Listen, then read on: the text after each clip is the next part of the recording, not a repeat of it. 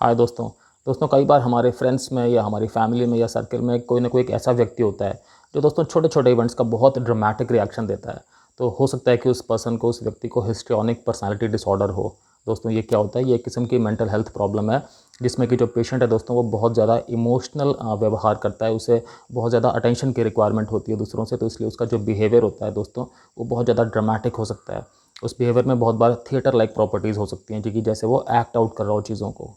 दोस्तों हम इस वीडियो में बात करेंगे कि हिस्ट्रियोनिक पर्सनालिटी डिसऑर्डर के सिम्टम्स मतलब लक्षण क्या क्या होते हैं दोस्तों, किस तरह से हम इसकी डायग्नोसिस बना सकते हैं, और दोस्तों इसके इलाज के बारे में भी हम बात करेंगे कि किस तरह से इसका इलाज किया जा सकता है।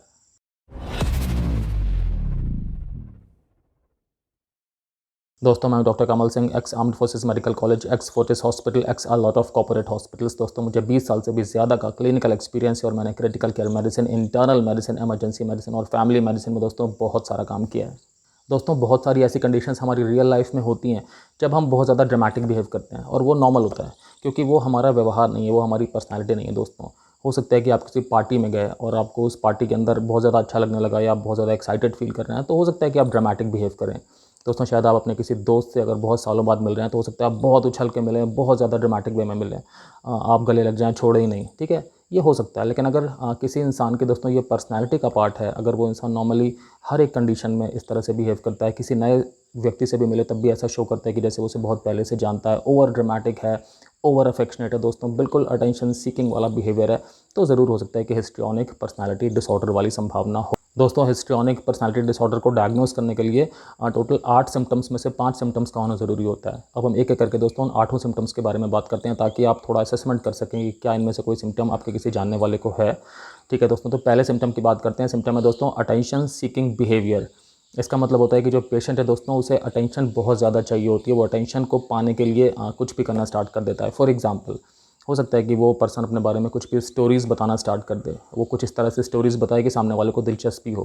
दोस्तों ऐसा भी हो सकता है कि वो स्टोरीज़ में थोड़ा ट्विस्ट ले आए, मतलब कि जो सही घटना नहीं है वो भी कुछ इस तरह से बताए कि वो सही घटना है। फॉर एग्जांपल कि मैं बॉम्बे गया था, वहाँ पे मैं ये फिल्म स्टार से मिला, वहाँ पे फिल्म स्टार के साथ में मैंने पार्टी करी, ऐसा कुछ भी थोड़ा शो अप कर सकता है दोस्तों। कई बार अटेंशन लेने के लिए लोग बहुत ज़्यादा अलग तरह से ड्रेसअप करना स्टार्ट कर देते हैं, कुछ ऐसे कपड़े पहनते हैं कि जैसे वो बिल्कुल अलग से हाईलाइट में आए, बिल्कुल अलग से दिखाई पड़े। हो सकता है उनका फैशन सेंस भी थोड़ा इस तरह से वो डेवलप करते हैं कि लोग उन्हें देखें तो देखते ही रहें, लोग उनसे बिल्कुल नज़रें ना हटा पाएँ। कई बार ऐसे लोग दोस्तों पार्टी में जाना हो तो बिल्कुल टेम्परेरी टैटू लगा लेते हैं या परमानेंट टैटू भी लगा लेते हैं, कुछ इस तरह से बिहेव करते हैं, कुछ इस तरह से एक्सेसरीज़ पहन लेते हैं, कुछ इस तरह से उनकी वार्डरोब होती है कि वो बिल्कुल फ्लैशी दिखाई पड़ेंगे, वो दिखाई पड़ेंगे कि उन्हें नोटिस होना है।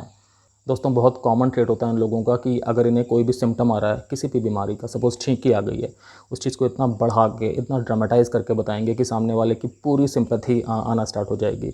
ये कुछ इस तरह से दोस्तों अपने सिम्टम्स का यूज़ करते हैं जानबूझ के नहीं, इनके अंदर का जो मेंटल एनवायरनमेंट है वो कुछ इस तरह से एक्लेमेटाइज़ होता है कि इन्हें नॉर्मल लग रहा होता है, लेकिन जो अंदर की मोटिवेशन है वो ये है कि मुझे सामने वाले से सिंपैथी मिल जाए, मुझे सामने वाले से अटेंशन मिल जाए।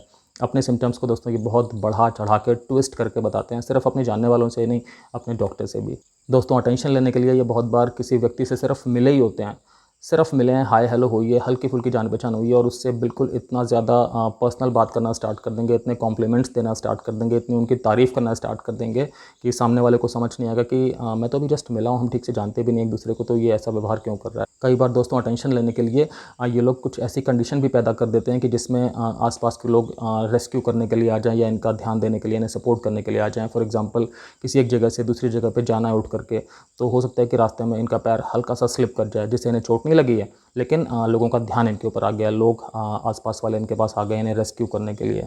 कई बार दोस्तों दूसरे से बात करते करते ये लोग थोड़ा सा कम्पिटिटिव हो जाते हैं, और जो बात करने का पूरा एक रुख है दोस्तों वो अपनी बात की तरफ मोड़ देते हैं। फॉर एग्जांपल अगर किसी के साथ बात कर रहे हैं तो किसी ने बोला कि मैं फ़लाने होटल में गया था, वहाँ पे मैंने कॉफ़ी पी, बहुत लाजवाब कॉफ़ी थी, तो ये शायद बोलेंगे अच्छा आपने कॉफ़ी पी, वहाँ पे अगर आप फ़ालूदा खाते तो फ़ालूदा तो और भी ज़्यादा अच्छा होता है, और वहाँ पे आपको कहवा पीना चाहिए था। कहवा जो है वो बड़ी अलग वैरायटी से बनता है, बड़े ऑर्गेनिक स्पाइसेस होते हैं उनके। क्या किया, दूसरे का जो कम्युनिकेशन हो रहा था दोस्तों वो उसमें बीच में आ गए और उसको अपनी तरफ मोड़ दिया। दोस्तों सुनने में लग सकता है कि ये सारे जो बिहेवियर पैटर्न है ये तो बड़े मैनिपुलेट करने वाले हैं, बड़े आर्टिफिशियल हैं, लेकिन अब इनके अंदर से ये वाली चीज़ आ रही होती है और ये जानबूझ करके ऐसे नहीं कर रहे होते, बस इन्हें कि यही तरीका आता है लाइफ में करने का। सेकंडली दोस्तों अटेंशन लेने के लिए बहुत बार ये लोग कुछ ऐसे लोगों के साथ उठना बैठना पसंद करते हैं जो लोग थोड़े ज़्यादा ग्राउंडेड होते हैं। मतलब जो लोग खुद बहुत ज़्यादा हाई स्टैंडर्ड के नहीं हैं और इनकी सारी बातें सुन लेते हैं, इनकी सारी बातों में हाँ हाँ कर लेते हैं, ओके ओके कर लेते हैं, इससे इन्हें एहसास होता है कि मेरी तो एक्सेप्टेबिलिटी बहुत अच्छी है, मुझे तो पूरी अटेंशन मिल रही है बातचीत में, और ऐसे लोगों के साथ में इनका घुलना मिलना उठना बैठना थोड़ा सा ज़्यादा होता है। दोस्तों अगला सिम्टम है कि इनके अंदर जो इमोशंस हैं वो कई बार बहुत सुपरफिशियल होते हैं दोस्तों, और बहुत जल्दी जल्दी फ्लक्चुएट करते हैं। क्या क्या हो सकता है उस वजह से दोस्तों? पहला तो ये कि जो इनका इंटरेस्ट है जिस चीज़ में, फॉर एग्जांपल कोई हॉबी है, बिल्कुल चेंज होती रहती है, आज कोई और हॉबी है, कल कुछ और है, परसों कुछ और है। सिमिलरली दोस्तों इनका जो फ्रेंड सर्कल है, आज कुछ और है, कल कुछ और है। हो सकता है कि इनकी लाइफ में जो एम्बिशन है दोस्तों, जो इनका एक प्रोफेशनल आउटलुक है, वो भी चेंज होता रहे बहुत जल्दी जल्दी, जिसकी वजह से ये एक लंबे टाइम के लिए एक जॉब में स्टेबिलिटी के साथ में ना रह पाएँ। कई बार ये सोचते हैं कि मैं ये वाला काम स्टार्ट करूँगा, अगले दिन फिर इनका मोटिवेशन बदल गया, फिर इनकी थॉट प्रोसेस दोस्तों बदल गई, क्योंकि वो सुपरफिशियल थी, वो जल्दी जल्दी फ्लक्चुएट करने वाली थी। तो ये एक जगह पर मन में टिक नहीं पाता है, फटाफट से अपनी जगह दोस्तों बदलते रहते हैं। दोस्तों अगला सिम्टम है, उसका नाम है सेडक्टिव बिहेवियर। ये पेशेंट्स ऐसा कर सकते हैं कि बहुत ज़्यादा सेक्सुअली प्रोवोकेटिव तरीके से दोस्तों अपने आप को पेश कर सकते हैं, और ऐसी सिचुएशंस में भी जो इनअप्रोप्रिएट कही जाए, मतलब हो सकता है ऑफिस के अंदर ये कुछ इस तरह से गेटअप होकर के आ गए, कुछ इस तरह से बात कर रहे हैं कि ऐसा लग रहा है कि ये सामने वाले के साथ में फ्लर्ट कर रहे हैं, या कि सामने वाले के साथ में एक इंटीमेसी एस्टैब्लिश करना चाह रहे हैं, फिजिकल इंटीमेसी चाह रहे हैं या सेक्सुअल इंटीमेसी चाह रहे हैं। ऑल्दो इनके मन में ऐसा कुछ शायद नहीं भी होता, बट इनके अनकॉन्शियसनेस से एक बिहेवियर ऐसा आ रहा होता है जिससे कि सामने वालों को ये वाली बात जा सकती है कि ये मेरे साथ फ्लर्ट कर रहा है, या ये मेरे साथ इंटीमेट होने की कोशिश कर रहा है या कर रही है। दोस्तों अगला सिम्टम है कि ये लोग अपनी फिजिकल अपीयरेंस को लेकर बहुत ज़्यादा ऑब्सेस्ड रहते हैं, बहुत ज़्यादा फोकस करते हैं। तो ये बहुत अलग अलग विभिन्न विभिन्न किस्म के कपड़े पहन सकते हैं, अलग अलग स्टाइलिंग के, अलग अलग कलर्स के, बहुत फ्लैशी से, बहुत गॉडी कलर्स के, सिर्फ इसलिए कि सामने वाले के नोटिस में आना है बस, कि लोगों का मुझ पे इंटरेस्ट रहना चाहिए, मैं लोगों के अटेंशन में हमेशा रहना चाहिए। और दोस्तों साथ साथ ये लोग अपनी हेयर स्टाइलिंग बहुत चेंज कर सकते हैं, आज कुछ और हेयर स्टाइल था, कल कुछ और कर लिया, बालों में कलर बहुत अलग अलग तरह के लगाने स्टार्ट कर दिए ताकि बस लोगों के नोटिस में रहें। कई बार ये लोग अपने जो कपड़े पहनते हैं साथ में एक्सेसरीज़ का इस्तेमाल करते हैं ताकि लोगों को नोटिस में रहें दोस्तों। कई बार ये लोग अपने को बॉडी में किसी भी जगह पे टैटू करा लेते हैं, टेम्पररी टैटू या परमानेंट टैटू, या कहीं पे पियर्सिंग करा ली, बस इस तरह की चीज़ें, ताकि जो अपनी फ़िज़िकल बॉडी है वो लोगों की नोटिस में रहे। दोस्तों इनके लिए फ़िज़िकल अपीयरेंस इतनी ज़्यादा इंपॉर्टेंट होती है कि फ़िटनेस अगर इनकी नहीं है, और फिटनेस में आने के लिए फिर ये किसी भी लेवल तक चले जाएंगे, बिल्कुल क्रैश डाइट स्टार्ट कर देंगे, बहुत ज़्यादा फिजिकल एक्सरसाइज करना स्टार्ट कर देंगे कि पर्टिकुलर वेट जितना इन्हें अचीव करना है वहाँ पे अचीव कर जाएँ। तो इनके लिए बहुत इंपॉर्टेंट होती है कि वो फिजिकल किस तरह से अपीयर हो रहे हैं, किस तरह से दिख रहे हैं। अपने मतलब स्किन के बार बार अलग अलग किस्म के ट्रीटमेंट कराते रहेंगे, कुछ ना कुछ ये करते रहेंगे, अपने पेडिक्योर मैनिक्योर, कोई चीज़ ऐसे नहीं छोड़ेंगे, फेशियल करना हर दूसरे दिन, हर एक दिन छोड़ के अलग अलग कंपनीज़ के ट्राई करना, अलग अलग कंपोनेंट्स वाले, अलग अलग कंस्टिट्यूएंट्स वाले, सब कुछ ट्राई करके देख लेंगे। जितनी भी तरह की ऑल्टरनेट मेडिसिन होती है, आयुर्वेदा, होम्योपैथी, एलोपैथी, कुछ भी जो भी सौंदर्य प्रसाधन होते हैं, कोई भी इनसे नॉर्मली बच नहीं पाता। बस एक अंदर से एक मोटिवेशन यही है, अंदर से एक अर्ज यही है कि physically I should be the best looking person. दोस्तों अगला सिम्टम है कि नॉर्मली ये लोग जो बोलते हैं, जो इनकी स्पीच होती है, वो कई बार बहुत ज़्यादा वेग भी होती है, बहुत ज़्यादा शो ऑफ करने वाली भी होती है। मतलब इन्हें कंटेंट नहीं पता होता, लेकिन ये लोग नॉर्मली कई बार भारी भारी वर्ड्स यूज़ करते हैं कि सामने वाला इंप्रेस हो जाएगा। हाँ, अगर सामने वाले ने कुछ पूछ लिया, बदले में कुछ क्रॉस क्वेश्चन कर लिया, तो कई बार ये लोग फंस जाते हैं और इन्हें वो कंडीशन ठीक नहीं लगती है। फॉर एग्जाम्पल, इन्होंने किसी मूवी की तारीफ़ करी कि बहुत बढ़िया मूवी थी, वो डायरेक्टर बहुत ही अच्छा था। अब किसी ने पूछ लिया कि लेकिन उसमें जो स्टोरी प्लॉट थे उनमें थोड़ा सा कुछ एक कोहेरेंस की कमी थी, तो फिर ये नहीं बता पाएंगे ठीक से, फिर ये बोलेंगे नहीं नहीं मुझे तो अच्छी लगी, और अनकंफर्टेबल हो जाएंगे क्योंकि इनसे एक चीज़ की क्रॉस क्वेश्चनिंग कर ली गई। नॉर्मली दोस्तों ये लोग किसी भी चीज़ को अगर डिस्क्राइब करते हैं तो कुछ इस तरह से डिस्क्राइब करते हैं कि जो बहुत ज़्यादा बिल्कुल लार्जर दैन लाइफ वाला पोर्ट्रेल होता है, जिसमें कि बहुत ज़्यादा एक ग्रैंडियर नज़र आता है। फ्लावरी वर्ड्स, बहुत ज़्यादा हैवी वर्ड्स का इस्तेमाल करेंगे ताकि लोग इनकी इंटेलिजेंस से इम्प्रेस हों और लोग अपने मन में एक छवि बनाएं कि जो ये वाला इंसान है इसे बहुत नॉलेज है। दोस्तों अगला सिम्टम है कि बहुत ज़्यादा ये लोग ड्रामेटाइजेशन करते हैं, मतलब बहुत ज़्यादा ड्रामेटिक बिहेवियर करते हैं। कुछ एग्जांपल डिस्कस करते हैं। फॉर एग्जांपल, इनका कोई कोलीग है, रोज़ ही मिलते हैं उससे, लेकिन रोज़ जब मिलेंगे ना तो कुछ इस तरह से उछल के मिलेंगे, कुछ इस तरह से स्क्रीम करके मिलेंगे, चिल्ला के मिलेंगे, कुछ इस तरह से अपना इनकी बॉडी लैंग्वेज होगी कि बहुत ज़्यादा ड्रामेटिक लगेगा आसपास वालों को, और उस पर्सन को भी कि जिससे ये मिल रहे हैं कि अरे भाई आप मुझसे रोज़ तो मिलते हैं, तो फिर इस तरह से क्यों मिल रहे हैं। बट हो सकता है कि यहाँ पे एक हिस्ट्रियोनिक पर्सनालिटी डिसऑर्डर वाला कंपोनेंट हो। दोस्तों कई बार क्या होता है कि ये लोग किसी भी इंसान से जिससे मिलते हैं, सपोज़ उसके साथ में कोई क्लोज रिलेशनशिप नहीं है इनकी, लेकिन तब भी उससे मिलेंगे तो कुछ इतनी इंटीमेसी के साथ में मिलेंगे, उसे गाल पे किस कर लेंगे, उसे लिप्स पे भी किस कर सकते हैं ये। तो सामने वाले को लग सकता है कि ये क्या है, मैं तो इनका बड़ा नॉर्मल सा दोस्त हूँ या नॉर्मल से इनसे मिलने वाला था, ऐसा कुछ हमारी क्लोजनेस तो है नहीं इतनी। तो इनके अंदर ये बिहेवियर आता है, फिजिकल इंटीमेसी ये दिखा रहे होते हैं सिर्फ एक कंपेनियनशिप इस्टेब्लिश करने के लिए अपने मन के अंदर कि ये जो इंसान है ये मेरा है, इससे मैं कैसे मर्जी बर्ताव कर सकता हूँ।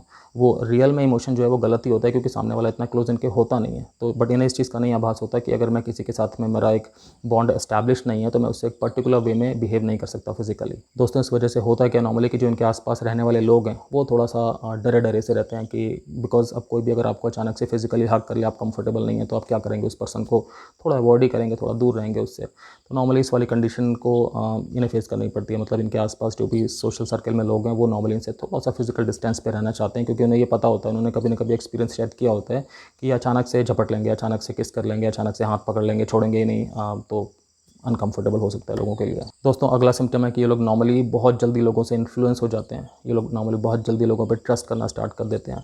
इस वजह से दोस्तों क्या हो सकता है कि इनके लाइफ के जो बिग डिसीजंस हैं दोस्तों, वो नॉर्मली ये खुद नहीं ले रहे होते, वो कहीं ना कहीं किसी न किसी इंसान से या किसी न किसी ट्रेंड से अफेक्ट होकर ले रहे होते हैं। बहुत ज़्यादा डीप थॉट प्रोसेस नहीं होती इन लोगों की। ये नॉर्मली कोई चीज़ सुनते हैं, समझते हैं, अगर इन्हें ठीक लगती है तो उसे फटाफट से एक्सेप्ट कर लेते हैं। इसलिए इन्हें इन्फ्लुएंस करना दोस्तों बहुत आसान होता है। दोस्तों अगला सिम्टम है कि ये लोग जो होते हैं ये लोगों को अपने बहुत ज़्यादा नज़दीक महसूस करते हैं मन से। इन्हें लगता है कि हम जिसे भी जानते हैं वो हमारे बारे में बहुत ज़्यादा सोच रहा है, हमारी बहुत ज़्यादा केयर कर रहा है, जबकि चाहे ऐसा नॉर्मली नहीं भी होता। तो लोग इनकी लाइफ में जितना इनके करीब हैं उससे ज़्यादा करीब ये हमेशा एक्सपेक्ट करते हैं कि वो लोग हैं। इस वजह से दोस्तों क्या होता है कई बार कि इनका जो बिहेवियर होता है वो थोड़ा सा ओवरवेलमिंग हो जाता है सामने वाले के लिए, क्योंकि जो सामने वाला है वो इनके साथ में एक डिस्टेंस पर है मेंटल, बट इनके अंदर वो डिस्टेंस बहुत कम है, या इनके अंदर वो बहुत ज़्यादा क्लोजनेस पे है। दोस्तों देखा जाता है कि जो ये हिस्ट्रियोनिक पर्सनालिटी डिसऑर्डर है ये महिलाओं में पुरुषों के बजाय ज़्यादा कॉमन होता है, और लगभग दोस्तों 2% लोगों को पॉपुलेशन में ये वाली प्रॉब्लम होती है। तो ये इतनी अनकॉमन नहीं है, ये काफ़ी कॉमन है। 2% मतलब हर 100 में से 2 लोगों को ये वाली प्रॉब्लम है। दोस्तों अगर हम बात करें कि ये होती क्यों है, इसके क्या क्या कॉजेज़ हो सकते हैं, तो वेल इसका कोई एक पर्टिकुलर एस्टैब्लिश्ड कॉज नहीं है। कई सारे फैक्टर्स होते हैं जो मिलकर के काम करते हैं। इसमें जेनेटिक्स का भी रोल होता है दोस्तों। अगर फैमिली में ये चीज़ रन करती है तो चांसेस ज़्यादा हो जाते हैं कि आगे होने वाले बच्चों में ये वाली प्रॉब्लम डेवलप हो सकती है। साथ साथ दोस्तों चाइल्डहुड किस तरह का बीता था वो बड़ा इंपॉर्टेंट होता है। क्या चाइल्डहुड में कोई अब्यूज़ हुई थी, इमोशनल, फिजिकल, सेक्सुअल, किसी भी तरह की। दोस्तों जब बच्चे बड़े हो रहे होते हैं तो उनके आसपास की सराउंडिंग्स कैसी हैं, क्या वो सराउंडिंग्स में सेफ़ महसूस करते थे, क्या सराउंडिंग्स उन्हें सपोर्ट करती थी, उनके ऊपर क्या एनवायरमेंटल इन्फ्लुएंस थे, कल्चर किस तरह का था उनका, उनके आसपास के जो लोग थे, जो सोसाइटी थी उनकी, दोस्तों उनके अंदर क्या सोच थी, क्या विचारधारा थी, ये सब चीज़ें इंपॉर्टेंट होती हैं। प्लस जब भी हम बच्चे होते हैं तो हमारे अंदर का जो इमोशनल मेकअप है, जो हमारे अंदर की इमोशनल स्ट्रेंथ है वो कैसी थी। नॉर्मली दोस्तों क्या होता है कि जब हम बच्चे होते हैं तो उस टाइम तो हमारी पर्सनैलिटी डेवलप हो रही होती है, बन रही होती है। हम अपने आसपास के एनवायरमेंटल इन्फ्लुएंसेस को समझ रहे होते हैं और उस हिसाब से अपने बिहेवियर में चेंज कर रहे होते हैं, और हम लाइफ में आगे बढ़ रहे होते हैं। कई बार दोस्तों उस स्टेज में क्या होता है कि हमारा जो भी अंदर का नेचर है दोस्तों वो ठीक से अडेप्ट नहीं हो पा रहा कंडीशंस के लिए। फिर हम जब बड़े होते गए तो हमारे अंदर एक पर्टिकुलर पर्सनालिटी प्रॉब्लम डेवलप हो गई, ऐसा होता है। नॉर्मली दोस्तों जो पर्सनालिटी प्रॉब्लम्स होती हैं ये डायग्नोज की जाती हैं या तो टीनेजर्स में या फिर उसके आगे की एज में, मतलब एडल्टहुड में। नॉर्मली बच्चों में डायग्नोज नहीं की जाती, क्योंकि बच्चों में जो हमारा बिहेवियर है वो डेवलप हो रहा होता है। जो बच्चों की पर्सनालिटी है दोस्तों वो लगातार डेवलप हो रही होती है। अनलेस कि बच्चों में बहुत ज़्यादा सीवियर सिम्टम्स हैं, बहुत कंसिस्टेंट सिम्टम्स हैं किसी चीज़ के, तो एक अलग बात। दोस्तों ट्रीटमेंट की बात करते हैं तो कई बार ऐसा होता है कि कुछ एक सिम्टम्स के लिए मेडिसिन देनी पड़ गई। फॉर एग्जांपल अगर हिस्ट्रियोनिक पर्सनालिटी डिसऑर्डर वाले पेशेंट को साथ में एंग्जाइटी भी बहुत ज़्यादा हो रही है या डिप्रेशन बहुत ज़्यादा हो रहा है, ऐसे किसी केस में मेडिसिन देनी पड़ जाती है। बट जो नॉर्मल दोस्तों इसका मेन ट्रीटमेंट है वो ट्रीटमेंट दोस्तों साइकोथेरेपी है। मतलब साइकोथेरेपी एक मेन पिलर है जिसके ज़रिए इस बीमारी को दोस्तों ट्रीट किया जाता है, इसका मैनेजमेंट किया जाता है। साइकोथेरेपी दोस्तों किस किस तरह की हो सकती है। कॉग्निटिव बिहेवियरल थेरेपी दी जा सकती है, इंटरपर्सनल थेरेपी दोस्तों दी जा सकती है, डायलेक्टिकल बिहेवियरल थेरेपी दी जा सकती है दोस्तों इसमें, साइकोडायनामिक थेरेपी दी जा सकती है दोस्तों इसमें, और ग्रुप एंड फैमिली थेरेपी का भी बहुत अच्छा रोल देखा गया है। तो ये 5 तरह की दोस्तों इसमें थेरेपीज़ होती हैं जिनका कि बहुत अच्छा रोल है सिम्टम्स को मैनेज करने में, सिम्टम्स को कंट्रोल करने में, और ताकि पेशेंट एक थोड़ा सा स्ट्रेस फ्री, थोड़ा सा नॉर्मल आउटलुक के साथ में लाइफ जी सके। साइकोथेरेपी का दोस्तों रोल एक्चुअली है क्या कि पेशेंट को कुछ इस तरह से बात की जाएगी, पेशेंट के साथ में सेशंस लिए जाएंगे जिसमें कि पेशेंट की बात समझ पाएगा कि मुझे किस तरह से अपने इमोशंस को कंट्रोल करना है, मुझे किस तरह से जो भी मेरे अंदर इमोशंस आ रहे हैं उसमें मुझे आइडेंटिफाई करना है कि कौन सा इमोशन जो है वो नेगेटिव है और वो आगे चल के मुझे एक नेगेटिव बिहेवियर करने के लिए उकसाना शुरू कर देगा। तो दोस्तों इसमें अपने बिहेवियर को कंट्रोल में करने के लिए पेशेंट को कई सारी स्ट्रैटेजी बताई जाती हैं, कई सारी स्किल्स समझाई जाती हैं। दोस्तों स्ट्रेसफुल सिचुएशन में पेशेंट को किस तरह से बर्ताव करना है, किस तरह से सोचना है, वो पेशेंट को इसमें समझाया जाता है। दोस्तों साथ में पेशेंट की जो कोपिंग स्किल्स हैं, जो उसकी सोशल स्किल्स हैं, वो इम्प्रूव करने के लिए भी पेशेंट का पूरा मैनेजमेंट किया जाता है। दोस्तों अलग अलग टेक्निक से इन लोगों को ये समझाया जाता है कि आपके जो इमोशंस हैं वो डीप होने चाहिए, आपकी जो थॉट प्रोसेस है वो थोड़ी स्ट्रांग होनी चाहिए, किस डायरेक्शन की होनी चाहिए, पॉजिटिविटी क्या होती है, ताकि आप बहुत जल्दी इन्फ्लुएंस ना हो, ताकि आप बहुत जल्दी किसी के भी कहने में ना आ जाएं और आपका बिहेवियर उसी हिसाब से फटाफट चेंज ना होता जाए। आपको दोस्तों लग रहा होगा इसकी डायग्नोसिस कैसे बनाई जाती है, क्या इसमें कोई टेस्ट वगैरह होते हैं, कुछ ब्रेन की इमेजिंग होती है? तो वेल, इसकी डायग्नोसिस मोस्टली क्लिनिकल ही होती है। जो भी आपके मेंटल हेल्थ प्रोफेशनल है, आपके साइकियाट्रिस्ट हैं या आपके साइकोलॉजिस्ट है दोस्तों, वो आपसे बात करेंगे, आपके सारे के सारे सिम्टम्स को असेस करेंगे। और ज़्यादा अच्छा होगा कि आपके साथ एक फैमिली मेम्बर भी अगर डॉक्टर के पास गया होगा, क्योंकि कई बार सारी की सारी हिस्ट्री पेशेंट नहीं बता पाता। जो फैमिली होती है, जो फ्रेंड्स होते हैं, वो ठीक से चीज़ों को एलैबोरेट करते हैं या कुछ मिसिंग लिंक्स भी प्रोवाइड कर देते हैं। ये बहुत कॉमनली होता है ये। तो एक बार आपकी पूरी हिस्ट्री लेकर के डॉक्टर्स फिर समझेंगे कि अगर जो स्पेक्ट्रम है 8 सिम्टम्स का, अगर उनमें से 5 सिम्टम्स मैच हो रहे हैं, तो फिर ये चांसेस हो जाते हैं कि शायद हिस्ट्रियोनिक पर्सनालिटी डिसऑर्डर है। कई बार दोस्तों ऐसा हो सकता है कि वो कुछ ब्रेन की इमेजिंग करा के देख लें, अगर उन्हें कुछ और शक हो रहा है। कई बार सिम्टम्स बहुत अचानक से आए हुए होते हैं, या कई बार सिम्टम्स कुछ इस तरह से होते हैं कि ऐसा मन में शक आता है कि शायद ब्रेन के अंदर कोई चीज़ चेंज तो नहीं हो रही है। तो एक बार ऐसे में ब्रेन की इमेजिंग करा के देख ली जाती है। अदरवाइज़ जो इसकी डायग्नोसिस है दोस्तों, वो पूरी तरह से क्लिनिकल डायग्नोसिस है। एज अ फ्रेंड आप क्या कर सकते हैं अगर आपके किसी जानने वालों को ये वाले सिम्टम्स हैं? तो दोस्तों आपको ये समझना चाहिए कि जो रूट कॉज़ है वो क्या है, कि इनका जो बिहेवियर है वो बहुत ड्रामेटिक है, जिसकी वजह से कि इन्हें समाज में एम्बैरेसमेंट भी हो जाता है। इन्हें समाज में लोग बहुत ज़्यादा हल्के में लेते हैं, बहुत ज़्यादा सुपरफिशियल लेते हैं, इनके बारे में बातें करते हैं, कई बार इन्हें गलत निगाह से भी देखते हैं। तो ये सारी चीज़ें दोस्तों जो हैं वो इनके बिहेवियर की वजह से ही पैदा हो रही हैं। और इनका बिहेवियर क्यों पैदा हो रहा है? क्योंकि इनके मन में इनकी थॉट प्रोसेस कुछ इस तरह की है। तो दोस्तों सारा का सारा खेल यहाँ पे मेंटल हेल्थ का ही है। ऐसे में आपको सीधे के सीधे मेंटल हेल्थ प्रोफेशनल के पास जाना चाहिए, साइकोलॉजिस्ट या साइकियाट्रिस्ट के पास जाना चाहिए। डॉक्टर के पास जाने से दोस्तों क्या बेनिफिट है कि डॉक्टर आपकी सारी सिम्टम्स समझेंगे, सारी हिस्ट्री समझेंगे आपकी। उसके बाद अगर उन्हें लगता है कि आप डायग्नोसिस के क्राइटेरिया में फिट बैठ रहे हो, फिर तो आपका उस तरह से इलाज किया जाएगा, आपको साइकोथेरेपी वगैरह दी जाएगी। लेकिन अगर उनको लगता है कि नहीं, आप अभी डायग्नोसिस के क्राइटेरिया में फिट नहीं बैठ रहे हो, फिर आपको डॉक्टर्स वैसे ही समझाएंगे कि आपको क्या करना चाहिए, आपको किस तरह से अपने थॉट्स को मॉडिफाई करना चाहिए, या आपको अपने आसपास के एनवायरनमेंट में दोस्तों क्या कुछ चेंजेस करने चाहिए, जिससे आपकी कंडीशन, आपके सिम्टम्स कंट्रोल में आ जाएंगे। तो बहुत इंपॉर्टेंट है कि अगर इस तरह के सिम्टम्स आ रहे हैं तो हम अपने घर पे बैठे ही ना रहें, अपने आप को सेल्फ डायग्नोज ना करते रहें, अपने आप पे खुद ही हम मेडिसिन का ट्रायल ना लेना स्टार्ट कर दें, खुद ही थेरेपी का ट्रायल लेना ना स्टार्ट कर दें। हम एक डॉक्टर के पास जाएँ, क्वालिफाइड डॉक्टर के पास, और प्रॉपर प्रोफेशनल हेल्प लें।